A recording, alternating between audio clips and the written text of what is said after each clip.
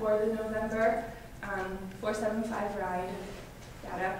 And just like as a caveat, note that 5 days we didn't run 475 ride because of Thanksgiving, so it would be lower anyway. But the really great news is that ridership went down pretty considerably, and our total that we have to spend for this month, well last month, went down as well. So huge thanks to Amanda and Brian for literally working around the clock in order to send letters to students and meet with students and talk to students all the time about coming up with alternatives. Thank you to all of you for communicating that message to students. It's a trend that we certainly hope continues in an even more drastic way, because here comes the bad news. I made a graphic because this just would not be what happened otherwise. So here we go. When 475 Ride started, it was through the Health Center. It was funded by grants. Then ASUN took over it, and there was $25,000 left of that grant. So that's where our contingency started, $25,000. Okay. Then, as you all know, the 475 Ride kind of pool of money comes not only from student fees, but also from donations and sales of the shirt. So within that first year of having it, well, we'll just start with January. Okay. After the donations and the shirt and everything like that, we were at $37,000.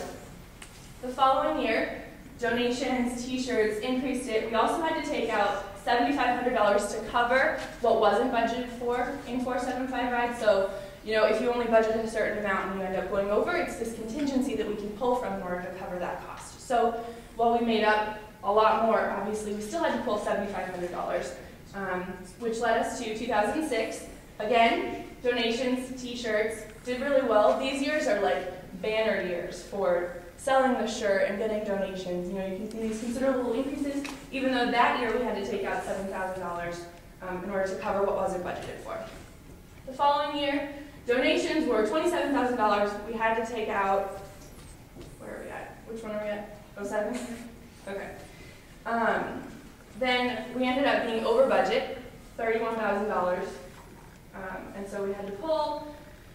And then we ended up in June 2008, and the numbers skyrocketed because we made a lot of money from this shirt, and we were able to, the previous year we had kind of budgeted too much, so we were able to dump some of that into this contingency. So we had this really healthy contingency just a year and a half ago, okay?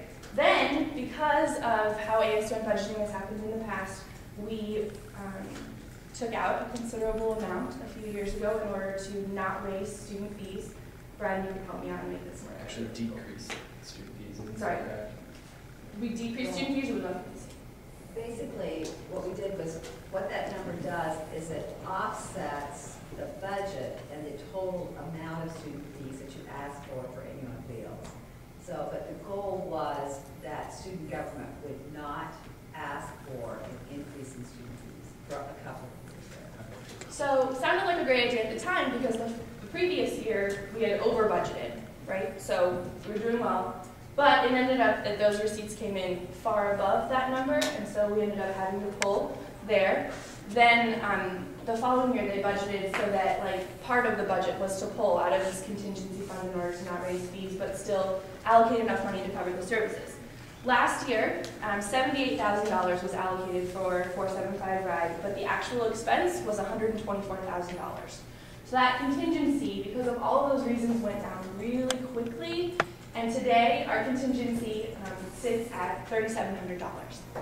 So the situation that I'm trying to paint for all of you is that in the past, ASUN has had this healthy contingency for like a just in case the budgeting is a little bit off, we've got this to pull from. I'm sitting here today to tell you that we don't have that to pull from anymore.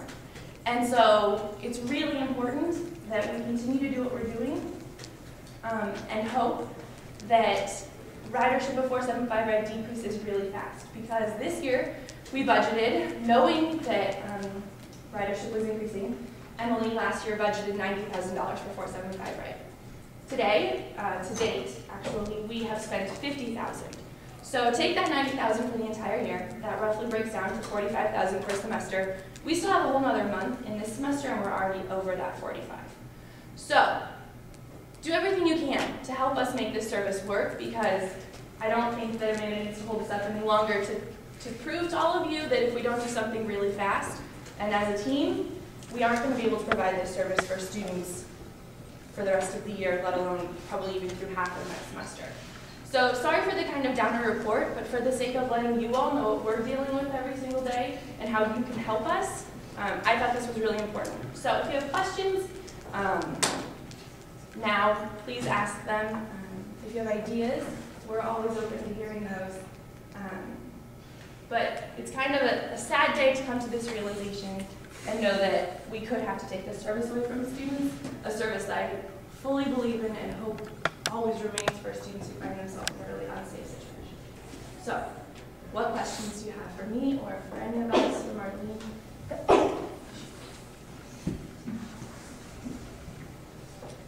Any questions? Stunned you all. Okay. I did have a question from the town hall. Someone had talked about, or maybe it was one of you guys, another school had volunteer drivers and that sort of thing, but you said the liability insurance was too much. Do we know like about how much it cost? Last year, the Zimmerman team did look into that after hearing that same report from the same school. And it's the liability. It's our school not probably willing to give us the University of Nebraska cars or a big enough like rental car place in Lincoln to be able to do this fleet. It's those cost factors coupled with having to find volunteer drivers. A couple of years ago there was an escort service on campus that went away because there weren't enough students to staff it and there wasn't the need present at that time.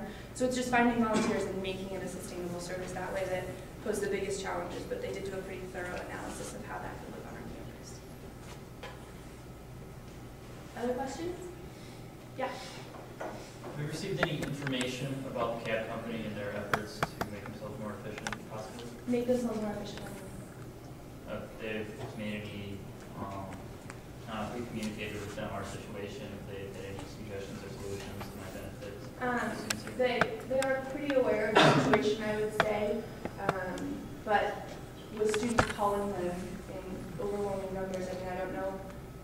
I guess it's not the cab company's problem, it's ours. And they're not doing anything to increase the numbers, in my opinion.